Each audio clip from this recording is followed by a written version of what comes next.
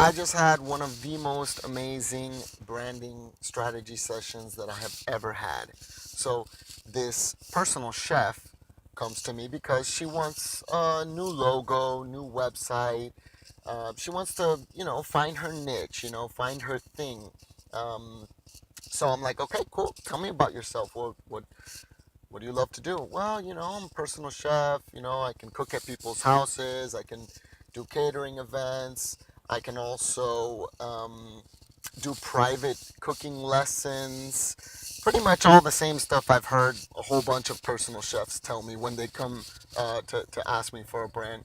I'm like, okay, well, what's unique about you? Well, I put all of my love and my energy into, the food, and I love making healthy food for kids and for adults. And I'm like, okay, I mean, I hope so. You're a personal chef. I mean, kind of some of the stuff I was like, okay, yeah, that's what you're supposed to do. Give me something unique, something new, something cool. And she's like, no, I'm just, I wanna sell a lot of classes online, and I wanna, get a lot of customers. And I'm like, oh boy, we've got some work to do here. So, okay, I'm like, I need something unique. I need something that's going to make you memorable, something that's going to make you shareable, something that's going to make you highly attractive, and get paid a whole bunch of money to do it. Um, so I'm like, give me your best client, the client that you wish everyone was like, your unicorn client. This is what I call it, like your unicorn client. Where you're like highly paid, and they love you, and you just wish everyone was like that. And she starts to tell me, she's like, well, a friend of mine called me to be a chef for his mother, his elderly mother. I'm like, oh, tell me more. Well, I go and I cook for her twice a week, and I leave everything prepared for her, and she loves it. And I'm like, cool. So okay, that's kind of unique, chefing, personal chefing for elderly people, right? Taking care of people, your friend's elderly parent. I'm like, is there anything else? Something a little more unique? It's like, well, she has cancer, and or she had cancer, and I really believe, that I was put there for a reason, because I believe a lot of my foods have healing powers. I'm like, ooh, now we're getting somewhere. I like this. Tell me more about this healing power. So I started asking her, I'm like, so you're telling me there's foods out there that cancer patients are probably recommended to eat more of? She's like, yeah, I've been doing a lot of research on that. I'm like, why have you been doing a lot of research on that? Have have you gone through cancer yourself? And she's like, no. Um, I'm like, has a family member gone through cancer? And she started crying right there. She just started breaking down, and her sister had recently passed away of cancer, and we sat there silent for minutes, felt like hours, and I let her sort of cry and collect herself, and I said, "Were you there? Were you there to help her? Were you there to cook for her?" And she says, "No, I wasn't, and I wish I could have done more." And I said, "This is your calling. This is what you need to do. You're feeling this guilt almost, and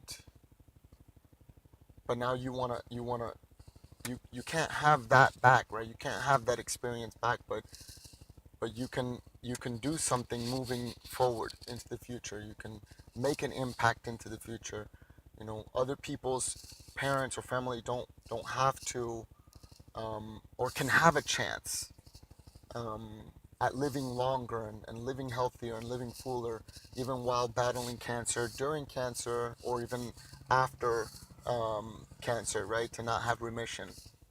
And um, and and we got to a brand, we got to a calling for her, and she felt alive. She felt like that was her story, like she was connecting, like she could do that for the rest of her life. And I said, see, you're not a personal chef. What what you do is you help people with cancer live a fuller, rich, meaningful, longer life through meals that heal. You give life through your food, and that's a calling. That's a brand. That's something we can work with. That's something that you're born to do. And look, we all have that in our businesses. We all have that story, that past experience that we had, though, mixed with those gifts and those talents that we feel like, we're just not going to be satisfied going to a 9 to 5 job or doing any other niche. That's where we're going to get our energy. And I'm not saying it's going to be an easy road. I'm not saying that the minute that you turn that website on, that brand on, all of a sudden, you get billions of dollars flowing into your bank account. No. But what I'm saying is that once you do that, you're going to feel meaning and purpose behind your brand. You're going to want to get out there and teach more and be more and do more.